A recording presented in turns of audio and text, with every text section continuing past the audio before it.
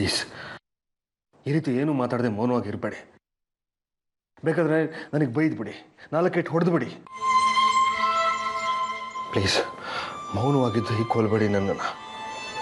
ಅರಿವಿಲ್ಲದೆ ನಾನು ತಪ್ಪು ಮಾತಾಡಿದ್ದೀನಿ. ಆದರೆ ಇನ್ಮೇಲೆ ಯಾವತ್ತೂ ನಿಮ್ಮ ಮೇಲೆ ರೇಗಲ್ಲ, ಅನುಮಾನಿಸಲ್ಲ. ಹಾಗೇನಾದರೂ ಮಾಡಿದ್ರೆ ನಾನು ಬದುಕಿದ್ದು ಸತ್ ಹಾಗೆ. ಜೀವನದಲ್ಲಿ ಯಾವುದು ಯಾರೂ ಶಾಶ್ವತ ಅಲ್ಲ. ನಾನು ಕೂಡ.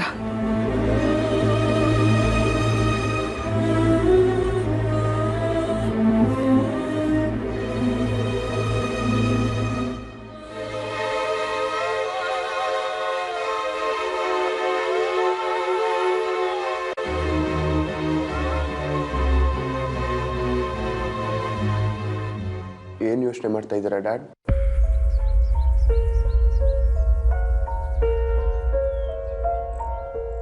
ನೀನು ಯಾವಾಗ ಬಂದೆ? ಈಗ.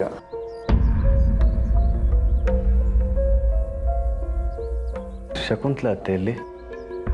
ನಾನೇ ಮಲ್ಕೊಳಕ್ಕೆ ಹೇಳಿದೆ. ಈ ಮನೆಯಲ್ಲಿ ನೀನು ಯಾವ ಕೆಲಸನೂ? ಮಗ ಅಪ್ಪನಿಗೆ ಹಾಲು ತಂದ್ಕೊಡೋದು ಕೆಲಸ ಅಲ್ಲ, ಪ್ರೀತಿ.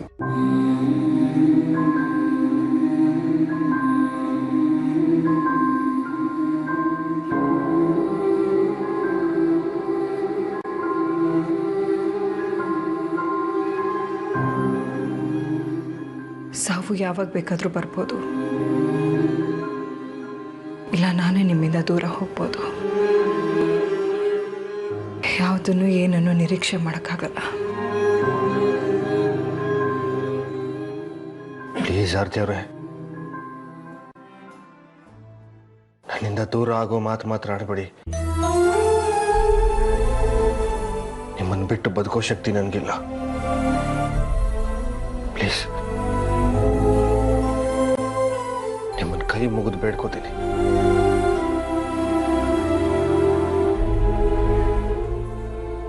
ಈ ಬದುಕಿಗೆ ಬೆಳಕಾಗಿ ಬಂದವ್ರು ನೀವು. ನನ್ನ ಜೀವನದಲ್ಲಿ ಜೀವನೋತ್ಸಾಹ ತುಂಬಿದವ್ರು ನೀವು. ನೀವಿಲ್ಲದೆ ಈ ಜೀವನ ಬತ್ತು ಹೋಗ್ಬಿಡುತ್ತೆ.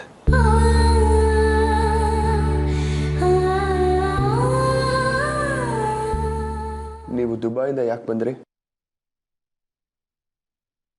ನೀನು ಕೊಲೆ ಕೇಸಲ್ಲಿ ಟ್ರ್ಯಾಪ್ ಆಗಿದೆಯಾ ಅಂತ ಗೊತ್ತಾಯ್ತು. ಯಾರು ಹೇಳಿದ್ರು? ನಿನ್ನ ಬಗ್ಗೆ ನಾನು ಯಾವಾಗಲೂ ಇನ್ಫಾರ್ಮೇಶನ್ ಇಟ್ಟೇ ಇರ್ತಾ ಇದ್ದೆ. ಬರೀ ನನ್ನ ಬಗ್ಗೆನಾ ಅಥವಾ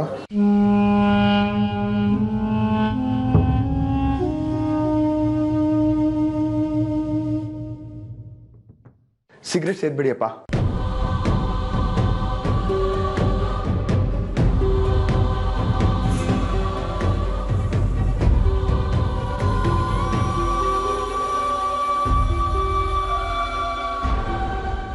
ಕಂಟ್ರೋಲ್ ಮಾಡ್ತಾ ಇದ್ದೀನಿ ಅಂತ ಅಂದ್ಕೊಂಬಿಡಿ. ನನಗೆ ನಮ್ಮಪ್ಪನ ಆರೋಗ್ಯದ ಮೇಲೆ ಕಾಳಜಿ ಅಷ್ಟೇ. ನನ್ನ ಜೀವನದ ಮೊದಲೇ 26 ವರ್ಷ ನೀವಿರಲಿಲ್ಲ. ಕೊನೆ 26 ವರ್ಷನಾದರೂ ನೀನು ನನ್ನ ಜೊತೆ ಇರಬೇಕು ಅನ್ನೋದು ನನ್ನ ಆಸೆ.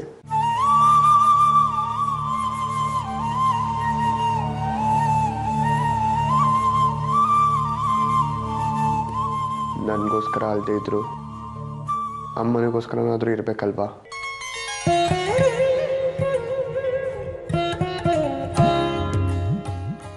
ಪ್ಲೀಸ್ ಇನ್ಯಾವತ್ತು ನಿಮಗೆ ನೋವಾಗೋ ಥರ ನಾನು ಮಾತಾಡಲ್ಲ. ಈ ಜೀವದಲ್ಲಿ ಕೊನೆಯ ಉಸಿರೋ ತನಕ ನೀವು ನನ್ನನ್ನು ಬಿಟ್ಟು ಹೋಗಲ್ಲ ಅಲ್ವಾ?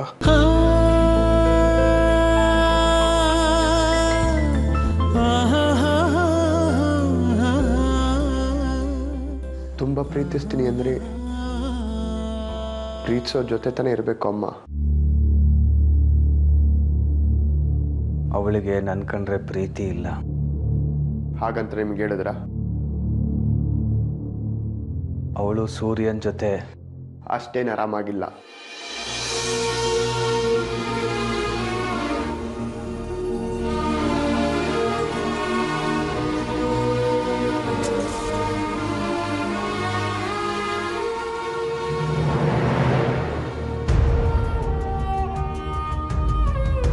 ಬಲವಂತ ಮಾಡಿ ಕರ್ಕೊಂಡ್ಬರ್ತೀನಿ ಅಂತ ಏನಿಲ್ಲ, ಆದರೆ ಪ್ರಯತ್ನ ಅಂತೂ ಮಾಡ್ತೀನಿ. ತೊಂದರೆ ಆಗತ್ತೆ ಅವಳಿಗೆ. ಮನ್ಸಿಗೆ ಹಿಂಸೆ ಮಾಡಲ್ಲಪ್ಪ, ಮನವರಿಕೆ ಮಾಡ್ತೀನಿ ಯಾರು ಮುಖ್ಯ ಅಂತ.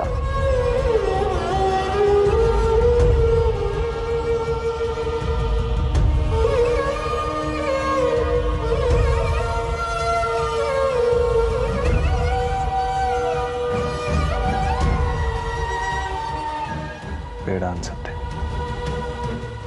ನನಗೆ ನೀವು, ಅಮ್ಮ, ನಾನು ಒಟ್ಟಿಗೆ ಇರೋ ಒಂದು ಫ್ಯಾಮಿಲಿ ಫೋಟೋ ಬೇಕಪ್ಪ.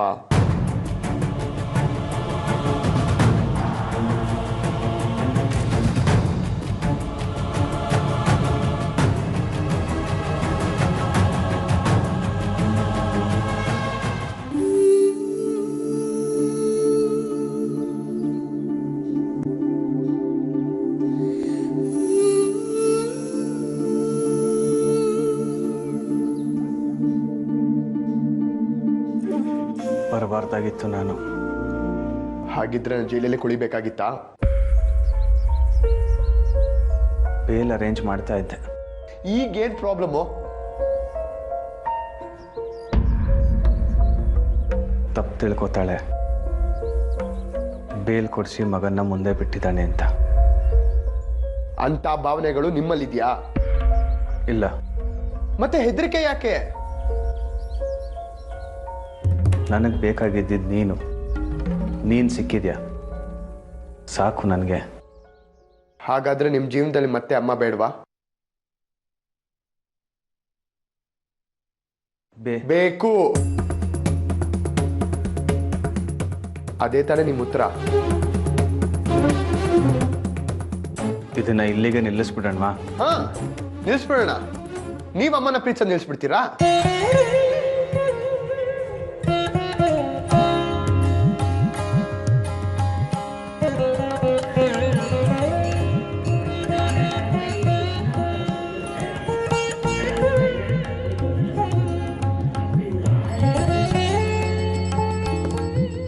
ಆಗಲ್ಲ ಅಲ್ವಾ? ನಾನು ಕರ್ಕೊಂಡ್ಬರ್ತೀನಪ್ಪ ಅಮ್ಮನ್ನ.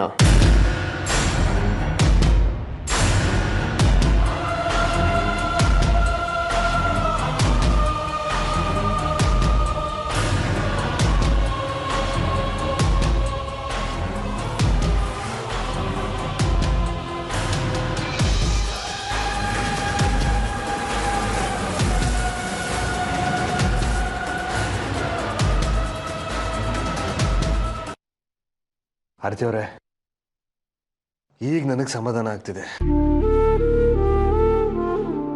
ಇನ್ಮೇಲೆ ಹೀಗೆ ನೀವು ಯಾವುದಕ್ಕೂ ತಲೆ ಕೆಡಿಸ್ಕೊಳ್ದೆ ಆರಾಮಾಗಿ ನಗನಗ್ತಾ ಸದಾ ಕಾಲ ನನ್ನ ಜೊತೆಗಿದ್ರೆ ಅಷ್ಟೇ ಸಾಕು. ನನ್ನ ಮೇಲೆ ನಿಮಗೆ ತುಂಬ ಕೋಪ ಇದೆಯಲ್ವಾ? ಸಾಕ್ಷಿ ವಿಷಯದಲ್ಲಿ ನಿಮಗೆ ಅನ್ನಬಾರ್ದು ಅಂದ್ಬಿಟ್ಟೆ. ದಯವಿಟ್ಟು ಅದು ಯಾವುದನ್ನು ಮನಸ್ಸಲ್ಲಿ ಇಟ್ಕೋಬೇಡಿ. ದೇಹಕ್ಕಾಗಿರೋ ಗಾಯ ಮಾಸ್ಬೋದು, ಆದರೆ ಮನಸ್ಸಿಗಾಗಿರೋ ಗಾಯ ಅಷ್ಟು ಬೇಗ ಮಾಸಕ್ಕಾಗತ್ತಾ?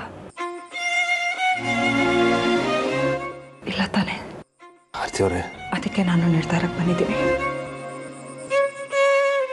ಈ ಮುಂಚೆನೇ ಈ ವಿಷಯ ಹೇಳಬೇಕು ಅಂತ ಅಂದ್ಕೊಂಡಿದ್ದೆ, ಆದರೆ ಬಾಯಿ ಬರಲಿಲ್ಲ. ಈಗ ಹೇಳೋ ಸಮಯ ಬಂದಿದೆ. ಏನು ಹೇಳಬೇಕು ಅಂತಿದ್ದೀರಾ? ನಾನು ಈ ಮನೇಲಿದ್ರೆ ನೀವೆಲ್ರಿಗೂ ತೊಂದರೆ. ನನಗೇನು ತೊಂದರೆ ಆರ್ತಿವ್ರೆ? ಅದಾಗಲ್ಲ ಸೂರ್ಯವ್ರೆ. ನಾನು ಈ ಮನೇಲಿದ್ರೆ ನಾನು ನೋಡ್ದಾಗ್ಲಿಲ್ಲ ನಿಮಗೆ ಸಾಕ್ಷಿ ಸತ್ತಿತ್ತು ನನ್ನಿಂದ, ನನ್ನ ಮಗನಿಂದ ಅಂತ ಭಾಸವಾಗುತ್ತೆ. ಅದಕ್ಕೆ ಅದಕ್ಕೆ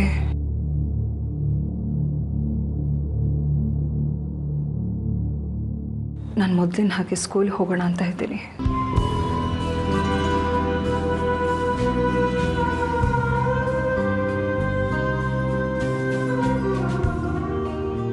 ಬೆಳಗ್ಗೆಯಿಂದ ಸಂಜೆ ತನಕ ನಾನು ಸ್ಕೂಲಲ್ಲಿ ಇರ್ತೀನಿ. ನೀವು ಮೀಟಿಂಗ್ ಅದು ಇದು ಅಂತ ಹೊರಗೆ ಹೋಗ್ತೀರಾ. ಮತ್ತೆ ನಾನು ನಿಮ್ಮನ್ನು ನೋಡೋದು, ನೀವು ನನ್ನನ್ನು ನೋಡೋದು ರಾತ್ರಿನೇ. ನಮ್ಮಿಬ್ರು ಮಧ್ಯೆ ಅಷ್ಟು ಇಷ್ಟು ಮಾತಿರುತ್ತೆ, ಆದರೆ ಒಬ್ರನ್ನೊಬ್ರು ದೂಷಿಸೋ ಅಗತ್ಯ ಇರಲ್ಲ. ಇಬ್ರು ಮನಸ್ಸಲ್ಲೂ ಯಾವ ಮನಸ್ತಾಪನೂ ಬರಲ್ಲ, ಯಾವ ಬೇಸರನೂ ಆಗಲ್ಲ ಅಲ್ವಾ?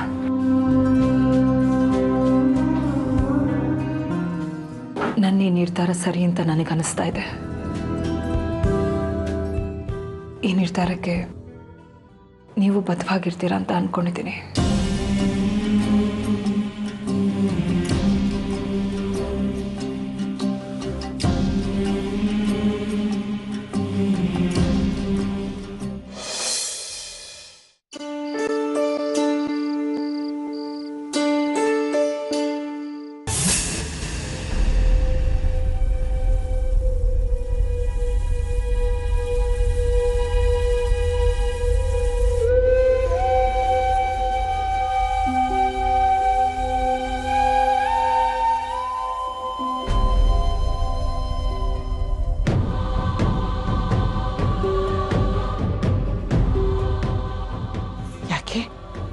ಊಟ ಮಾಡೋದಿಲ್ವಾ?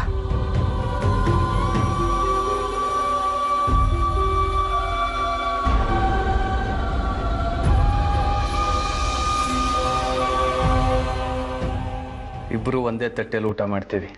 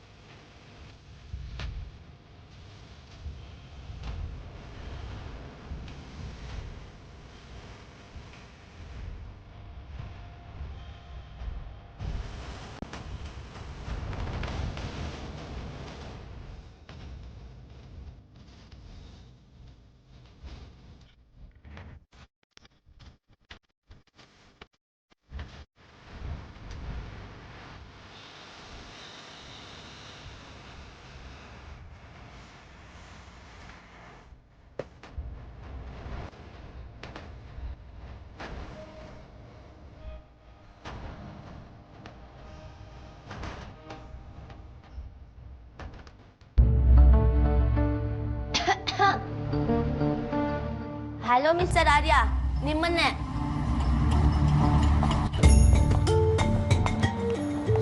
ಏನ್ರಿ ಗುಮ್ಮಣ್ಣ, ನಾನು ಬಂದು ಕರೀತಾ ಇದ್ರು ಕಿವಿ ಕೇಳ್ತಿರೋ ತರ ನಿಂತಿದ್ದೀರಲ್ಲ, ಏನಾಯ್ತು ನಿಮ್ಗೆ? ತಮಾಷೆ ಮಾಡೋ ಮೂಡಲಿಲ್ಲ ಸ್ವಾತಿ, ಹೋಗು. ಸರಿ, ನಾನು ಹೋಗ್ತೀನಿ. ತಗೊಳ್ಳಿ, ಊಟ ಮಾಡಿ. ನಂಗೆ ಹಸುವಿಲ್ಲ, ಆಮೇಲೆ ಮಾಡ್ತೀನಿ. ಅಯ್ಯೋ ದೇವ್ರೆ, ನೀವು ಊಟ ಮಾಡಿಲ್ಲ ಅಂತ ನನ್ನ ಹಾಸನಿಂದ ಹಸು ತರಿಸಿ ಹಾಲು ಕರೆದು ಅದ್ರಲ್ಲಿ ಬೆಣ್ಣೆ ತೆಗೆದು ಕಾಯಿಸಿ ತುಪ್ಪ ಮಾಡಿ ಹಾಕೊಂಬಂದಿದ್ರೆ ನೀವು ಊಟ ಮಾಡಲ್ಲ ಅಂತ ಹೇಳ್ತಾ ಇದ್ದೀರಾ? ಅದೆಲ್ಲ ನಂಗೆ ಗೊತ್ತಿಲ್ಲ. ನೀವು ಊಟ ಮಾಡೋವರೆಗೂ ನಾನು ಇಲ್ಲಿಂದ ಹೋಗಲ್ಲ. ಓ, ಕೈ ತೊಳ್ದಿಲ್ವಾ? ಸರಿ ಬಿಡಿ, ನಾನೇ ಊಟ ಮಾಡಿಸ್ತೀನಿ. ಕಾಮನ್ ಸೆನ್ಸ್ ಅನ್ನೋದು ಇಲ್ಲ ನಿನಗೆ? ಯಾವ ಟೈಮಲ್ಲಿ ಹೇಗೆ ನಡ್ಕೊಳ್ಬೇಕು ಅನ್ನೋ ಪರಿಜ್ಞಾನ ಬೇಡವಾ? ಮನೆ ಪರಿಸ್ಥಿತಿ ಹೀಗಿದೆ ಅಂಥದ್ರಲ್ಲಿ ನಿಂಗೆ ತಮಾಷೆ ಮಾಡಬೇಕು ಅನ್ನಿಸ್ತಿದ್ಯಾ? ಆಂಟ್ ಯು ಅಶೇಮ್ಡ್ ಸ್ವಾತಿ? ಅದು ಆರ್ಯ. ಬಾಯಿ ಮುಚ್ಚು. ನಿನಗೆ ಯಾವಾಗಲೂ ಇದೇ ಆಯ್ತಾ ತಮಾಷೆ ಹುಡುಗಾಟ? ನಿನಗೆ ಲಾಸ್ಟ್ ಟೈಮ್ ವಾರ್ನ್ ಮಾಡ್ತಿದ್ದೀನಿ, ಈ ತಮಾಷೆ ಹುಡುಗಾಟ ಚಲ್ಲಾಟ ನನ್ನ ಹತ್ರ ಇಟ್ಕೊಳ್ಬೇಡ. ಥ್ಯಾಂಕ್ಸ್ ಆರ್ಯ ಅವರೇ, ನೀವು ನನ್ನ ಮನಸ್ಸನ್ನ ತುಂಬ ಚೆನ್ನಾಗಿ ಅರ್ಥ ಮಾಡ್ಕೊಂಡಿದ್ದೀರಾ ಅಂದ್ಕೊಂಡಿದ್ದೆ. ನಾನು ಏನೇ ಮಾತಾಡಿದ್ರು ಅದರಿಂದ ಇರೋ ಅರ್ಥ ನಿಮಗೆ ಗೊತ್ತಿರುತ್ತೆ ಅಂದ್ಕೊಂಡೆ. ಆದರೆ ಈ ರೀತಿ ನನ್ನ ಮನ್ಸಿಗೆ ನೋವು ಮಾಡಿ ಬೇಜಾರು ಮಾಡ್ತೀರಾ ಅಂತ ಅಂದ್ಕೊಂಡಿರಲಿಲ್ಲ.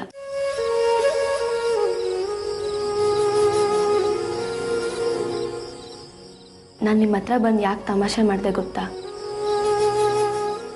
ಸಾಕ್ಷಿ ಅಕ್ಕ ಹೋದಾಗ್ಲಿಂದ ಈ ಮನೇಲಿ ಯಾರ ಮುಖದಲ್ಲೂ ಒಂಚೂರು ನಗು ಕಾಣ್ತಿಲ್ಲ. ಯಾರು ನೋಡಿದ್ರು ಬೇಜಾರು ದುಃಖದಲ್ಲೇ ಇದ್ದಾರೆ. ಇದನ್ನೆಲ್ಲ ನೋಡಿ ನಂಗೆ ಎಷ್ಟು ಬೇಜಾರಾಯ್ತು ಗೊತ್ತಾ?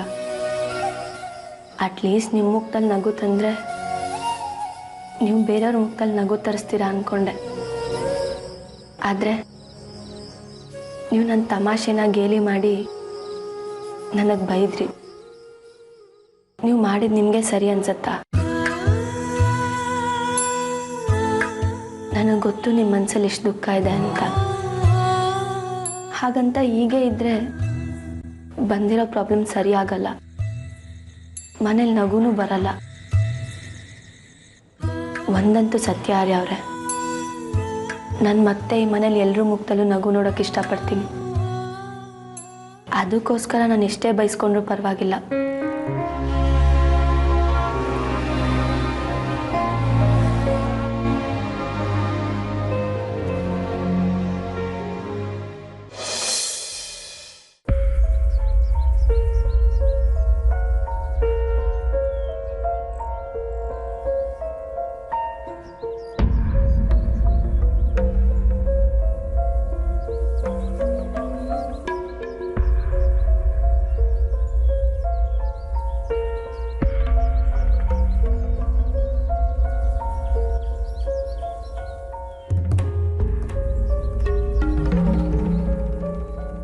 ಶಶು ರೂಮಿಂದ ಹೊರಗಡೆ ಬಂದು ತುಂಬ ವರ್ಷಗಳೇ ಆಗೋಯ್ತು ಕಣ.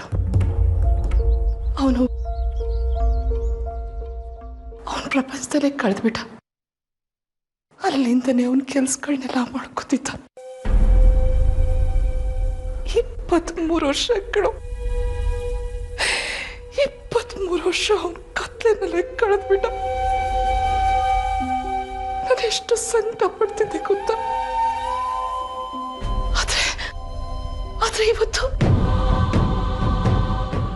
ಅವನ ಮುಖದಲ್ಲಿ ಎಂಥ ಸಂತೋಷ, ಆ ಕಣ್ಣಲ್ಲಿ ಎಂಥ ಹೊಳಪು, ಏನೋ ಹೊಸ ಆಸೆ. ಇದನ್ನೆಲ್ಲ ನಾನು ನೋಡ್ತೀನೋ ಇಲ್ವೋ ಅನ್ಕೊಂಡ್ಬಿಟ್ಟಿದ್ದೆ ಕಣ. ಅಂದ್ರೆ ಅಪ್ಪ ಇಷ್ಟು ವರ್ಷ ಸಂತೋಷವಾಗಿರ್ಲಿಲ್ವಾ?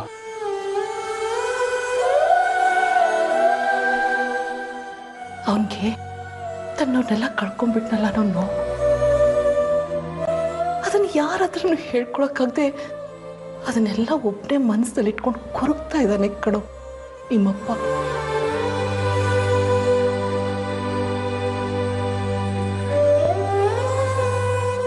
ಇಷ್ಟು ವರ್ಷ ಈ ಮನೆಯಲ್ಲಿ ನಗು ಅನ್ನೋದೇ ನೋಡಿರ್ಲಿಲ್ಲ ಕಣೋ. ಸಂತೋಷ ಕ್ಷಣಗಳನ್ನ ನಾವು ಕಂಡೇ ಇಲ್ಲ. ಇವತ್ತು ನಮ್ಮ ಶಶು ಮುಖದಲ್ಲಿ ಆ ನಗುನ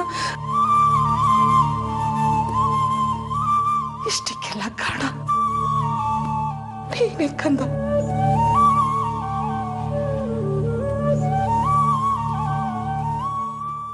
ಇವತ್ತು ಮಾತ್ರ ಅಲ್ಲ,